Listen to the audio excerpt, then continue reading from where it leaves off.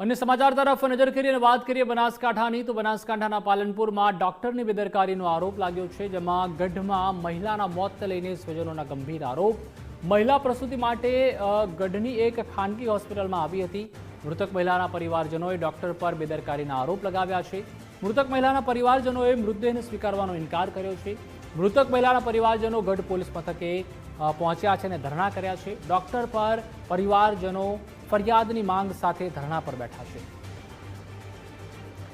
તો જે રીતે પાલનપુરની આ ઘટના છે અને ડોક્ટર પર બેદરકારીના આરોપ લગાવવામાં આવ્યા છે અને એક મહિલાનું આમાં મૃત્યુ નિપજ્યું છે। સ્વજનોએ આક્ષેપ કર્યા છે સીધા જ ડોક્ટર તેમની ટીમ ઉપર, અને મૃતક મહિલાના પરિવારજનોએ ડોક્ટર પર બેદરકારીના આરોપ લગાવ્યા છે અને મૃતદેહ સ્વીકારવાનો ઇનકાર કર્યો છે। મૃતક મહિલાના પરિવારજનો ગઢ પોલીસ મથકે પણ પહોંચ્યા હતા, ત્યાં ધરણા કરી રહ્યા છે અને પરિવારજનોની એક જ માંગ છે કે જે ડોક્ટર તેમજ તેમની ટીમ છે તેમને પકડવામાં આવે અને તેઓને જે સજા છે તે આપવામાં આવે।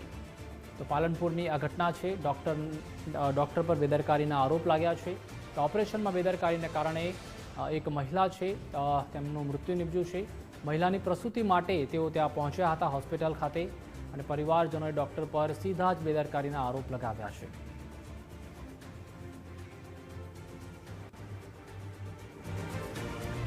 તો જે રીતે પાલનપુરની આ ઘટના છે અને મહિલા તેમજ તેમનો પરિવાર પ્રસૂતિ માટે અહીંયા પટેલ હોસ્પિટલ છે ત્યાં પહોંચ્યો હતો। પાલનપુરની આ ખાનગી હોસ્પિટલ છે, પરંતુ મહિલાનું મૃત્યુ નિપજ્યું છે અને સીધા જ જે આરોપ છે તે સ્વજનોએ ડૉક્ટર તેમજ તેમની સમગ્ર ટીમ ઉપર કર્યા છે કે તેમની ગંભીર બેદરકારીના કારણે આ મહિલાનું મૃત્યુ નિપજ્યું છે અને પોલીસ સ્ટેશન આગળ તેમનો પરિવાર છે તે ધરણા પર પણ બેઠા છે। બેન લાયા 10-15 મિનિટ જેવું થયું, બેઠા બેન વાતો કરતા હતા અને તરત આયા અને બેનને જેમ થોડી વાર 10-15 મિનિટ ઓપરેશન પછી બેનનું પેટ ફૂલવા લાગ્યું એટલે મેં સાહેબની જાણ કરી કે સાહેબ આ બેનને કેમ આમ થાય છે। એટલે સાહેબનો આખો સ્ટાફ આવી ગયો નિકોન ઓક્સિજનના બાટલા લઈને, એટલે બેનને ઓક્સિજનના બાટલા બેઠાડ્યા એટલે ટ્રીટમેન્ટ ચાલુ કરી દીધી। કમસે કમ 1 વાગી ગયો હતો, 1 વાગે સમય થઈ ગયો હતો અને પછી 1 વાગ્યાનો સમય એટલે ડૉક્ટર સાહેબને મેં કીધું કે સાહેબ તમારાથી મટશે કે નહીં મટે આ પ્રોબ્લેમ। સાહેબ કે આ પ્રોબ્લેમ મટી જશે। તો સાહેબને મેં અડધો કલાક રહીને બીજા સાહેબ ડૉક્ટર હતા ઓપરેશન કરવાના, બીજા મેન સાહેબ દવાખાનાના, એટલે સાહેબને મળ્યો। સાહેબને કહ્યું તમારા બેનને કોઈ થવું જોઈએ ને, પૈસા જેટલા થતા છે તમારે મળી જશે, પણ બેન સાહેબ કે કોઈ ચિંતા કરવાની જરૂર નથી।